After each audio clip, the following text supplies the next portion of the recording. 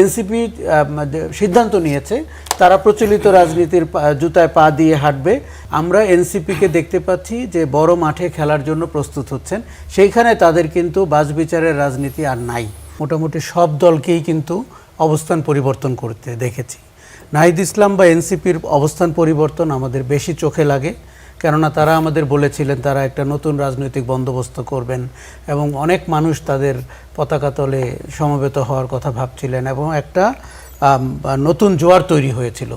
পরবর্তীতে আপনি দেখবেন যে আমরা একটা ভাগবাটোয়ারা রাজনীতিতে ঢুকে গেছি এবং নির্বাচনটিকে কেন্দ্র করে আমাদের যে রাজনৈতিক সমঝোতার জায়গাটি সেটি আরও প্রকাশ্য করে দিয়েছে যে আওয়ামী লীগের ফেলে যাওয়া প্রভাব প্রতিপত্তির উপরে সবার নজর রয়েছে। স্থানীয় পর্যায়ে নির্বাচনের সময় আমরা দেখেছি আওয়ামী লীগের ভোট কে টানতে পারে, এই জায়গাটিতে এক ধরনের প্রতিদ্বন্দ্বিতা হয়েছে এবং কে কার থেকে আগ বাড়িয়ে আওয়ামী লীগকে দলে টানতে পারে, আওয়ামী লীগের কর্মী বা নেতাদেরকে।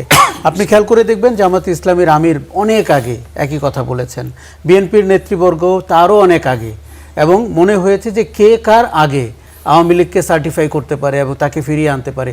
হ্যাঁ, সবাই বারবার ওই কথাটা বলছেন যে কারো যদি ফৌজদারি অপরাধ থাকে, গণহত্যায়, আপনি ফারাবি সেই চেষ্টায় কি আজকে আনুষ্ঠানিকভাবে এনসিপিও নাম লেখালো? অবশ্যই পরিষ্কার, কেননা এনসিপিকে এখন নির্বাচনী রাজনীতি করতে হবে। মাত্র 6টি আসন পেয়েছে সংসদে, তাকে বিএনপির মতো একটি দলকে মোকাবেলা করে রাজপথে নামার প্রস্তুতি নিতে হচ্ছে, তার সংগঠন বড় করতে হবে। আজকে যে জায়গায় নাহিদ ইসলাম কথা বলেছেন সেখানে কিন্তু বিভিন্ন দল থেকে প্রায় 44 জন যোগদান করেছেন। আমরা এনসিপিকে দেখতে পাচ্ছি যে বড় মাঠে খেলার জন্য প্রস্তুত হচ্ছেন, সেইখানে তাদের কিন্তু বাছবিচারের রাজনীতি আর নাই। সেখানে দেখুন, নির্বাচনের আগেই তারা জামাতের সাথে গিয়ে একবার প্রমাণ করেছেন যে তারা তাদের যে কথাগুলো ছিল যে নতুন রাজনৈতিক বন্দোবস্ত, সেই জায়গাটিতে তারা নাই। তারা একটা স্বাধীনতা বিরোধী অপশক্তির সাথে জোট করেছে বিএনপির বিরুদ্ধে নির্বাচনে অংশগ্রহণ করার জন্য। আমি বলবো যে এখন একটা তুমুল প্রতিদ্বন্দ্বিতা চলছে, কে কার আদর্শ কথামালা বিসর্জন দিয়ে এবং মানে মোটামুটি প্রচলিত রাজনীতির পথে হেঁটে বাংলাদেশের যে হালুয়া রুটির শাসন আছে এবং যেভাবে রাজপথে আন্দোলন করতে হয়, সেই জায়গাটিতে বাংলাদেশের রাজনীতি যাচ্ছে। কোনো কোনো ক্ষেত্রে 5ই আগস্টের আগেও বাংলাদেশ ফেরত যাচ্ছে কিনা এই প্রশ্নও উঠতে পারবে।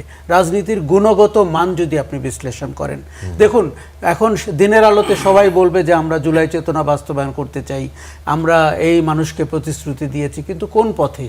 আপনি যদি পথটি একবার দেখেন, আমি শিওর যে আগামীতে আরও অনেক চমক অপেক্ষা করছে। আপনি বিএনপির যে বিদ্রোহী প্রার্থীরা ছিল, এনসিপি তাদেরকে যোগাযোগ করছে। আপনি দেখেছেন চিটাগাংয়ে মঞ্জুর আলম বলে একজন সাবেক মেয়রকে এনসিপি যোগাযোগ করছে।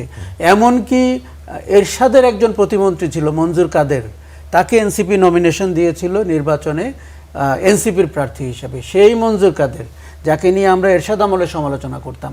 কাজে আপনি কিন্তু ভালো প্রার্থী খোঁজেননি, আপনি খুঁজেছেন বিভিন্ন দলের পরিত্যক্ত প্রার্থীদেরকে, যাতে করে আপনার রাজনৈতিক অস্তিত্ব টিকে থাকে। এনসিপি যদি সঠিক রাজনীতি করত, আমার ধারণা সময় লাগতো, হয়তো এই পার্লামেন্টে আপনি এনসিপির সদস্য পেতেন না, কিন্তু রাজনীতিটি নিয়ে কথা বলার মতো একটি জায়গা এনসিপি তৈরি করতে পারত। এনসিপি সিদ্ধান্ত নিয়েছে তারা প্রচলিত রাজনীতির জুতায় পা দিয়ে হাঁটবে এবং যেভাবে রাজনৈতিক দল গঠন করতে হয়, অন্যের বিদ্রোহী ফেলে যাওয়া প্রার্থীদেরকে দলে টেনে, এবং সেখানে নীতি আদর্শ নৈতিকতা তেমন কোনো, দেখুন যে কোনো রাজনীতিবিদকে আপনি যখন এই প্রশ্নটি করবেন, আপনি নিশ্চিত জানেন তার একটি উত্তর রেডি করা আছে, এই উত্তরটি তারা প্র্যাকটিস করেছেন, কিন্তু এই উত্তরের সাথে বাংলাদেশের মানুষ একমত কিনা সেটি একটি ভিন্ন প্রসঙ্গ।